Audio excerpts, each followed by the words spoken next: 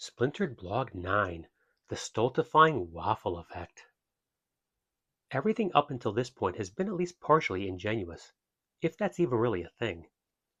It may be, for all I know, as long as nothing else is left to chance. Some overblown seeds are sown across multiple timelines, defying their capacity for simple objectivity, just because. On the other hand, the narrative isn't always particularly or otherwise predictably nailed down, to not really coin a phrase.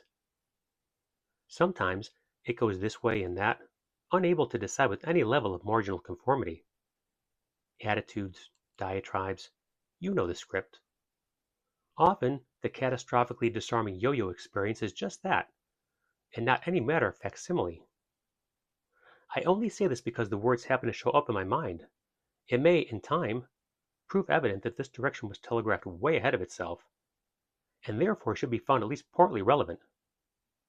But I can also see why in certain circumstances it wouldn't be. Or might be, as far as either option goes.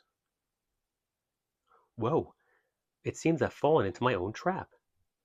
Which is to say that often venting obliquely can be contrary to its own stated intentions, or anything else for that matter. To be honest, I'm starting to feel a little dizzy, even stultified. But what if this concept were to be turned into a metaphor, providing it's just with a measure of somewhat foreseen duality? In case this hasn't become obvious, yes. It's completely within the guidelines, set not the least bit arbitrarily, but also without a previously decided on purpose. So what, you may ask, has this to do with breakfast food? Well, nothing. And everything. But only as one aspect pertains to another, and insofar as the opposing poles remain in opposition, even as they trade places to hedge their preferential standings.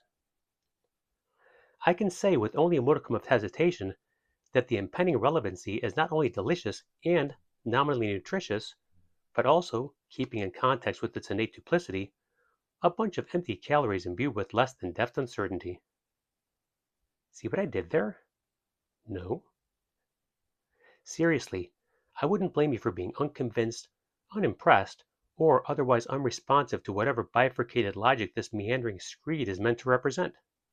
Which may or may not be the point. Certainly.